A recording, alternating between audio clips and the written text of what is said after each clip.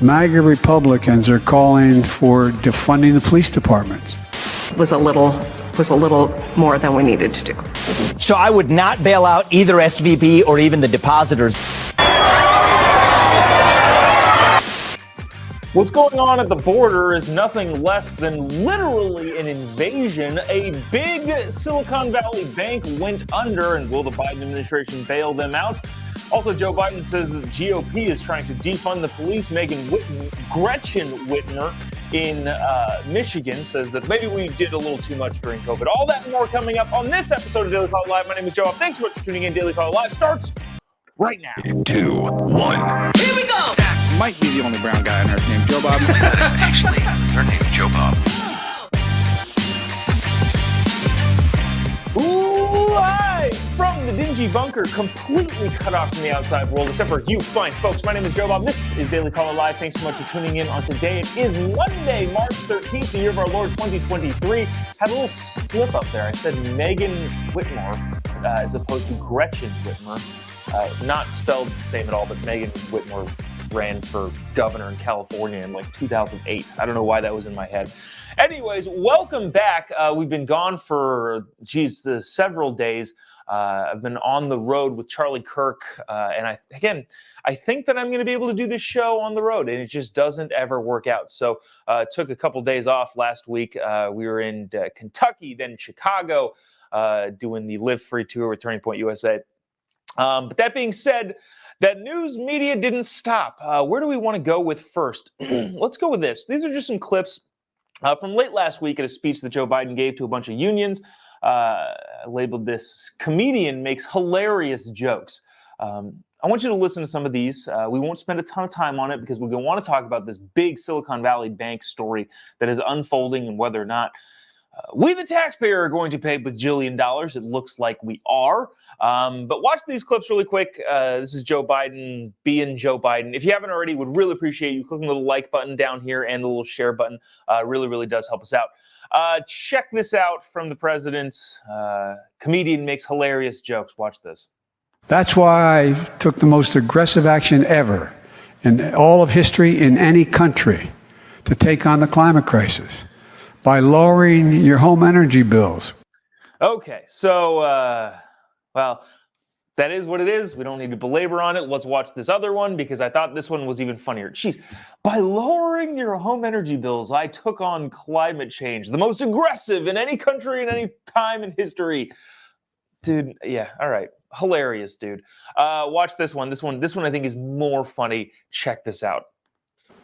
MAGA Republicans are calling for defunding the police departments and defunding the FBI now. That's a good one. I like that one. Mm-hmm. Well, guess what? Yeah.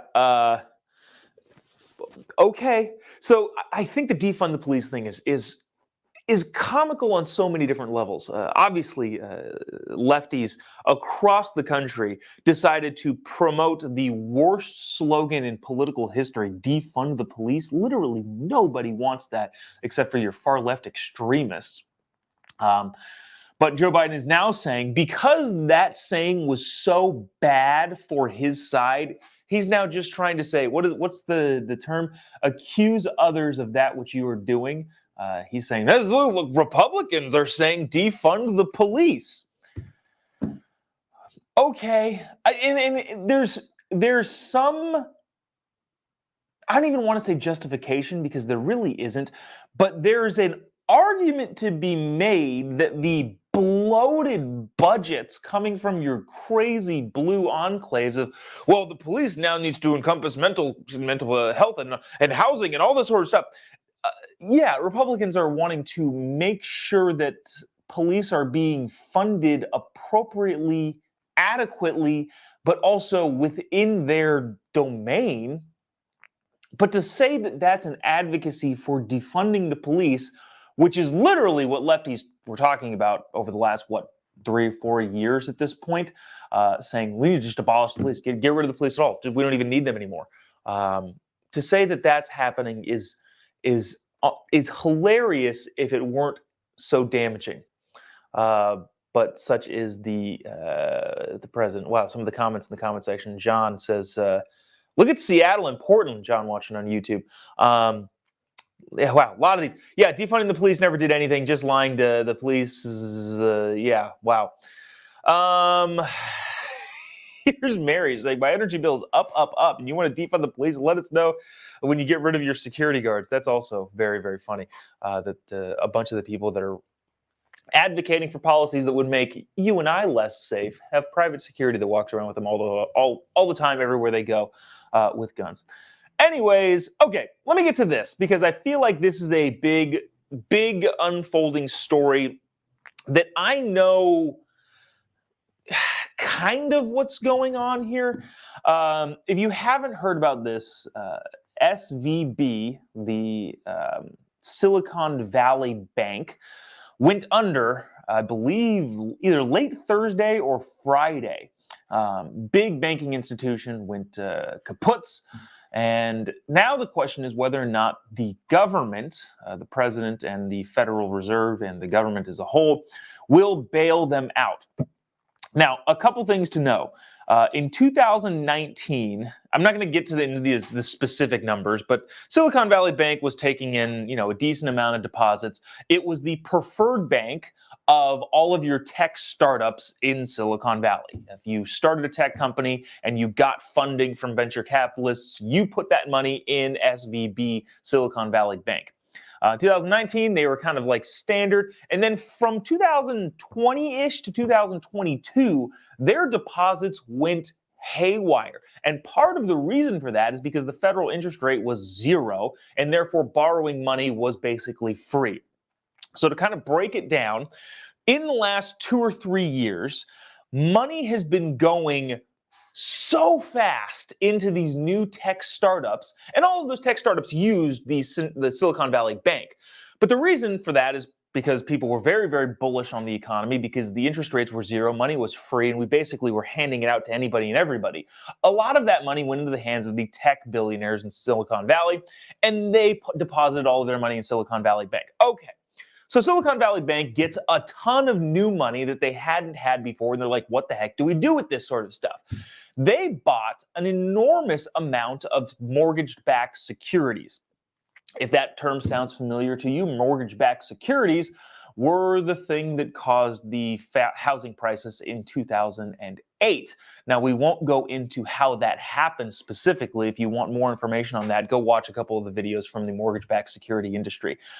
But it is kind of interesting that that's still a huge component of the investor sector. Now, mortgage-backed securities, I believe in this specific case, Silicon Valley Bank took a bunch of their money that was deposited by billionaires and put it into mortgage-backed securities that I think was earning about 1.5%, and I could be wrong on how I'm just explaining this, but it was based on the fact that interest rates were so low. Now, in order to combat rampant inflation, which we've seen for the last 2 years, the Federal Reserve has raised interest rates. And when they raised interest rates, the investment that Silicon Valley Bank made in those mortgage-backed securities was very, very bad.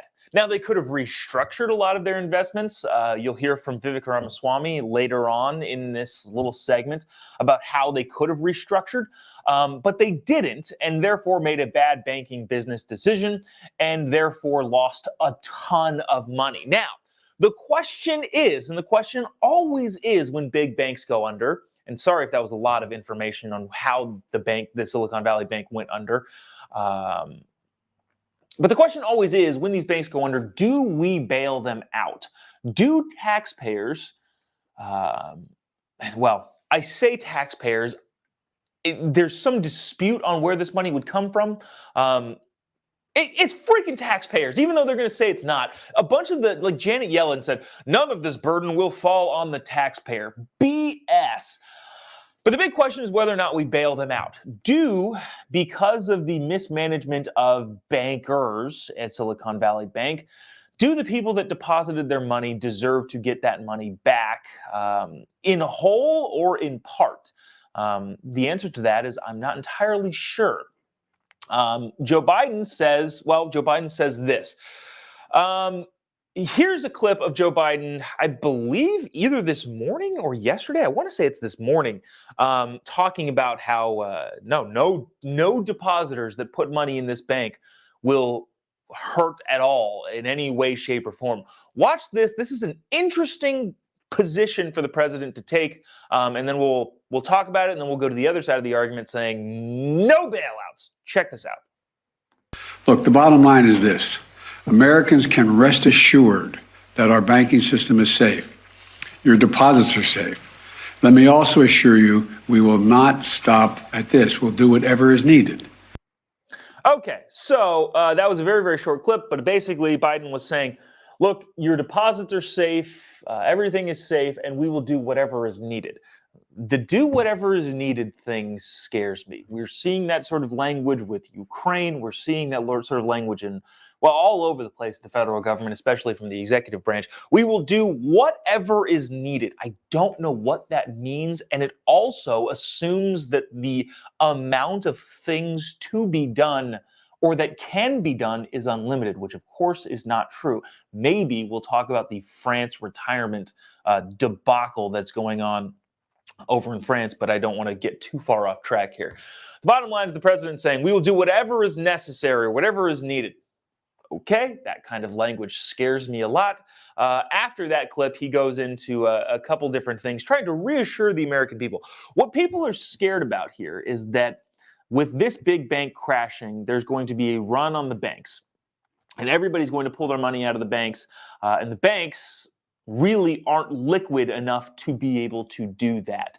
A lot of what happened at Silicon Valley Bank is like that. Now, without going too into the rabbit hole, a run on banks, meaning everybody takes their money out of the banks and the banks don't have any money. Part of what happened at Silicon Valley Bank was a bunch of the people saw the writing on the wall with the mortgage-backed securities and the interest rates rising, and they took their money out, which caused a bunch of other people to take their money out, which forced a liquidity problem with SVB, and that's why they're in the position that they're in now. But whether or not the taxpayers will bail them out is what Joe Biden is saying. Yes, we are going to. And then he goes on to say this other stuff, which I just thought was interesting, not entirely tied to this whole banking thing, but again, fascinating when it comes to a political thing. Check this out. On top of all of it, let's also take a look at a moment to put the situation in a broader context. We've made strong economic progress in the past 2 years. We've created more than 12 million new jobs, more jobs in 2 years than any president has ever created in a single 4-year term. Unemployment is below 4% for 14 straight months. Take-home pay for workers is going up, especially for lower and middle-income workers. And we've seen record numbers of people apply to start new businesses, more than 10 million of them, more than 10 million applications over the last 2 years starting businesses. Now we need to keep this progress going. That's what swift action that my administration over the past few years is all about. Protecting depositors, protecting the banking system, protecting the economic gains we've made together for the American people. Yeah. I just thought that was kind of interesting. They're still going with and I don't understand how the media or the people, just voters themselves, haven't said no. Stop saying we've created more jobs than any president in history. Yeah, because the government freaking fired everybody during COVID. You can't fire a bunch of people and then say you created their jobs when you bring them back. Different subject for a different time. But I like also too, he's like, well, there's been 10 million applications to start a business. Why do you need an application to start a business from the government? I've never understood that. I probably will never understand that. But such is the system that we're currently in. So the question, whether or not do we bail out depositors? Now, if you look at it from a variable to variable instance, first and foremost, my knee-jerk reaction is no, don't bail anybody out. There's several people in here. Let's say Christopher says, no bailouts ever. You suck if you advocate for bailouts. Businesses that make bad decisions deserve to have their money go away. Initially and innately, I don't disagree with that at all. Now, the problem is when you have big financial institutions, and I'm not making an argument for bailing out. I'm just saying here are some of the problems that happen with that. When you have big business institutions that the average consumer or the average customer don't quite fully understand, like for me to claim that I fully understand the banking system and how it works, and each individual banks and what they're doing behind the scenes would be not true. I don't know that. I'm not that well versed, and I think I know more than. I'm not saying I'm smarter than the average person. I'm saying because of this job, I take in more information than the average person. And therefore, I have a pretty good understanding, but even I have no concept of how this whole thing works, especially internally. So when you say no bailouts, do then I get screwed, the depositor, because somebody else made some big issues? Again, the answer is I don't know. But if you were going to bail out depositors who are the customers of the bank and have nothing to do with what's going on internally in the bank, well, then I think the only real solution is, yes, if you were to bail out the banks, you need to send every single person that was complicit in the bank's collapse to jail for a very long time. If the taxpayer is going to be on the hook providing bailouts to normal average people, which again, I can understand that argument. I can understand saying, well, look, Joe and Sally, who are just everyday 9-to-5 working people, they lost everything in this bank's collapse. Well, they're not responsible. I understand the argument of why you want to bail them out. But if you do, there needs to be repercussions for the people that caused the taxpayer to need to bail them out. And I think those repercussions are severe punishment, jail time, and much more. If you recall, a lot of people were very, very upset in 2008 because I think one person, that entire financial crisis, I think one person went to jail for not very long. So even though my knee-jerk reaction is no bailouts, if there were bailouts, you would have to then punish the people at the top to create some sort of disincentive for people to do it in the future. Because if you just bail people out and then nothing happens to anybody, then what is the disincentive to not just do it again? Which unfortunately seems like it's going to be the case again. Wow, a lot of people in the comment section talking about more bailouts. Yeah, a lot of people say yes. Kevin says yes, send him to jail. Bunch of other people kind of saying the same thing. All right, so here is Vivek Ramaswamy. He is a Silicon Valley biotech investor. Not sure if he's a billionaire. I think he's got a substantial amount of money, but he's also running for president. This dude is smart. Whether or not you're hard on the DeSantis train or hard on the Trump train, Vivek is running for president, and I don't know if his intention is to actually win or just to be, move his voters / delegates to whoever ends up being the nominee and then secure a high-level cabinet position, which I would love, honestly. Bottom line is this dude is smart. He's on CNN this morning talking about whether or not he would bail out the banks, and he has the opposite approach of President Biden, who says, do whatever it takes. Check this out. This is Vivek Ramaswamy. Check it out. So I would not bail out either SVB or even the depositors, because here's what's actually going on. Silicon Valley Bank made some uniquely bad management decisions. One of them is, first of all, they have a depositor base that's really concentrated of tech startups in Silicon Valley. A staggering nearly 90% of their deposits are uninsured. That's an anomaly compared to most banks in this country. So what's happening right now is a lot of Silicon Valley executives and VCs this weekend, many of them have even reached out to me, to push this narrative that that's going to create a bank run in America if Silicon Valley Bank isn't actually bailed out. But what they're doing is actually trying to create the fear of one. I think that could actually become a self-fulfilling prophecy, which is dangerous. But the reality is Silicon Valley Bank also had exposure to interest rate tethered securities that they could have hedged. A normal bank would have done that. Silicon Valley Bank did not. So I do not think we should reward that kind of bad behavior, that kind of bad mismanagement. And even on behalf of many startup companies who put their money in a concentrated way into that one bank, I don't think we should be rewarding that with a bailout. And I'm consistent. I was also against the student loan bailouts, that President Biden's proposed. But I think you can't talk out of both sides of your mouth saying that Silicon Valley Bank deserves to be bailed out while people who hold student loans shouldn't. I think that actually we should let the market work here. Let Silicon Valley Bank fail if needed. But if the government needs to do one thing, here's what I will say. It's get out of the way if another bank actually wants to acquire Silicon Valley Bank. There's a lot of credible rumors this weekend that actually the government are going to obstruct an acquisition because they don't want more concentration risks in other banks. No, I think the government needs to get out of the way. And if another bank actually wants to buy and save Silicon Valley Bank through the private sector itself, they should be permitted to do that. I actually think, and I could be wrong here, don't quote me on this, but I think I saw on Twitter right before I came on the show that HSBC is buying Silicon Valley Bank for, I believe, $1 or £1. I don't actually know that, so don't quote me on that. But okay, so let's talk briefly. Geez, this is all we're going to talk about today.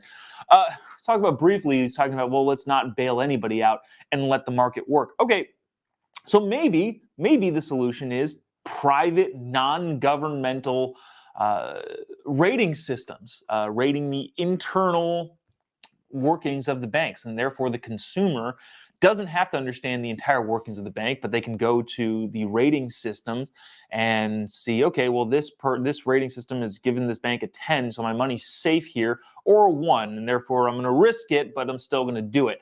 And therefore, some of the not the blame, but some of the responsibility is bared by the depositor. But then, of course, you have the corruption that goes between the banks and the credit or the auditors. This is a tough situation. The bottom line here, I think ultimately what I've landed on is you need to send the people that overtly mismanage funds to jail for a very long time.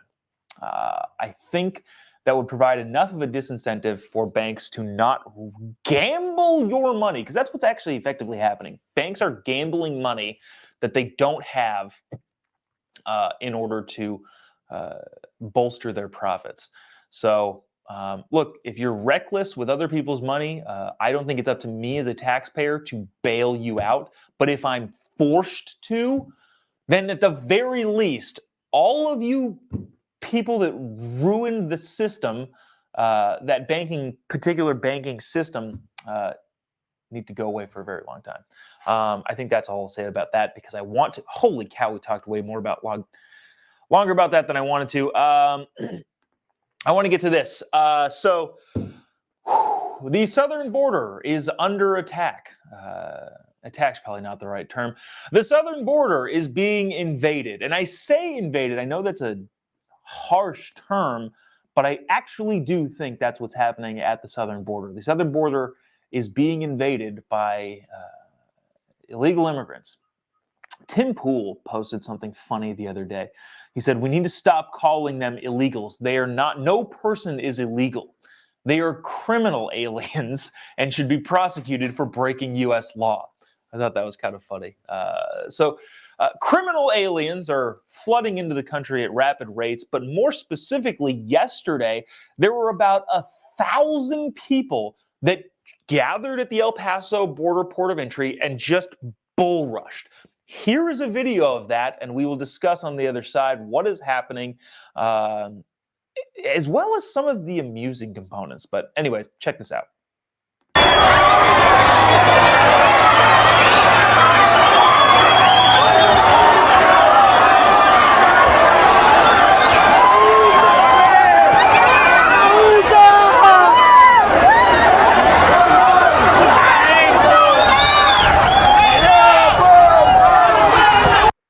Holy crap, man. Like what?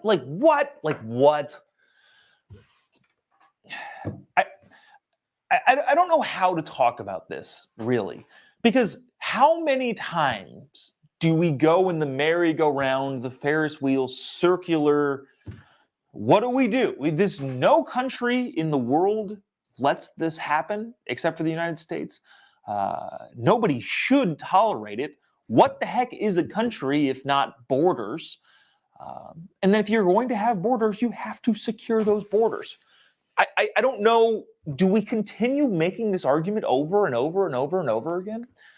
There's 2 bills in the House right now to impeach Secretary Alejandro Mayorkas, the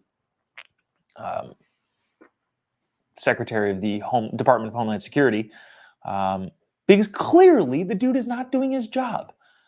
Again, I don't know what to call this other than a southern invasion.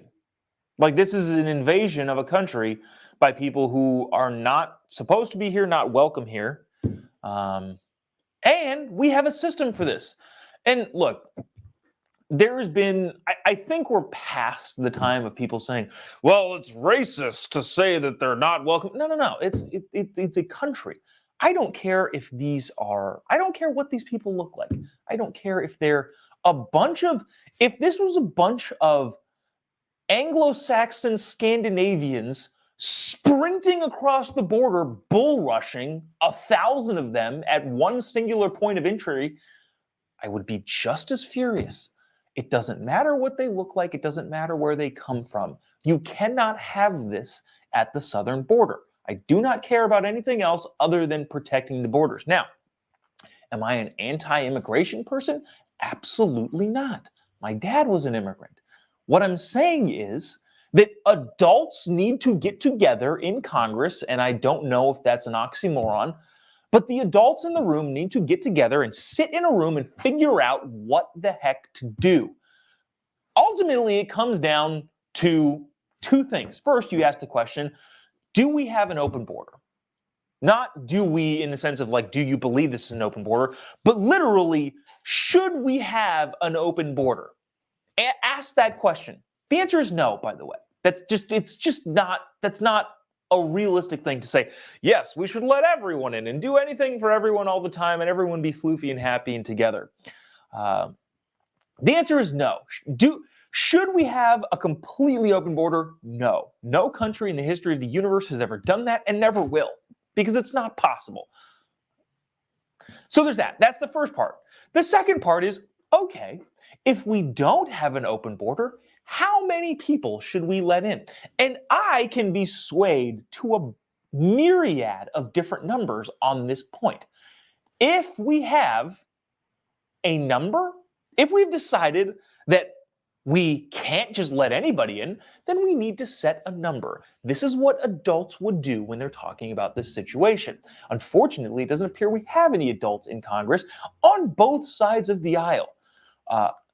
It shouldn't take all that long. It should take 5 smart people from both sides to sit in a room and figure out how many people we should let in. And I don't know. I have no idea. It could be 100,000. It could be 10 million. I don't know. I don't know what is sustainable, but somebody freaking get in a room and hash this out. Because I'm tired of having this conversation. I'm tired of watching videos like this. Honestly, like when I'm sitting there putting the show together in the morning, I'm like, do we really want to talk about this again? Like, is this really something that we're going to continue to talk about again and again and again? And maybe, I don't know, maybe talk shows are cyclical. Maybe every 6 months, we just kind of regurgitate the same arguments over and over again. But I also don't understand what you do if the problem isn't solved. Again, it's not a difficult problem to solve, but someone needs to freaking just do it. The southern border is being invaded, and nobody is doing anything about it. Very briefly, because I know we're butting up against the clock here because I talked about the SVB situation for a very long time. Some Republicans in Congress, there are 2 impeachment bills going through Congress right now. Unlikely that anything's actually going to happen with it. But this is kind of interesting. A handful of Republicans, this is from Fox News, are looking to ban Homeland Security Secretary Alejandro Mayorkas and his staff from flying on federal executive aircraft or private jets until he presents a plan to Congress for securing the southwestern border. The Mayorkas must-fly coach until we secure the Border Act would require Mayorkas to fly commercial airlines and reflect on the growing frustration the Biden administration's handling of the southern border. A record 2.3 million migrants, illegal immigrants, okay.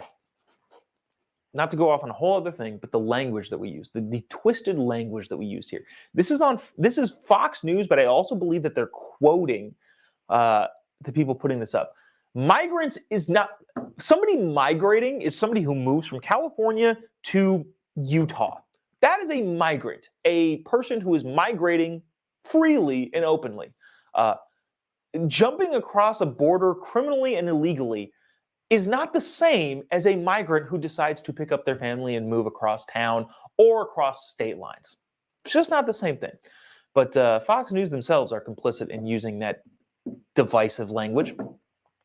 They talk about all the numbers here. But the bottom line is this: Mayorkas must follow a coach until he secures the Border Act. It's kind of a joke. It's kind of hokey, but it also is kind of funny. It has no chance of actually passing, but it hopefully will bring some levity, which generally brings more light to the situation at the southern border, because apparently nobody's paying attention to it and no adults in the room want to figure it out. Okay, we didn't get to talk about Gretchen Whitmer. Maybe we'll talk about her tomorrow, especially because Fauci went on Neil Cavuto's show, I think, and we want to talk about that. So I guess in that sense, that'll do it for us today. Appreciate you sticking around, tuning in. If you haven't already, give me a follow on any of your social media accounts. Dude, okay, for the people who follow me on Instagram, Instagram has gone nuts. I think we've added like 20,000 people in the last month, which is huge. Huge thanks to everybody who follows on Instagram and corresponds there. If you do follow on Instagram, you know that I'm banned from sending messages. Maybe I'll talk about that tomorrow too, because I think that's a funny scenario. Yes, I'm no longer allowed to send messages for at least 7 days, which is insane if you ask me, but such is how this all works. All right. So if you all follow me on there, again, this week, I am with Charlie Kirk in UC Davis. So if you live in California and are around the Davis/Sacramento area, we will be there tomorrow evening, University of California, Davis at 7 o'clock. I'm not sure the specific address, but you can find it at tpusa.com/livefree. The tour continues. I am going to make a concerted effort to do the show every single day this week, even though the hectic travel schedule strikes again. So don't hold me to that, but that is going to be the goal. If you haven't already, click the little like button and the share button, all the little announcement things. We'll see you hopefully tomorrow, even though I'm technically flying during this show. Maybe we'll do a pre-recorded version of it. Hopefully we'll see you tomorrow. Same time, same place. God bless America.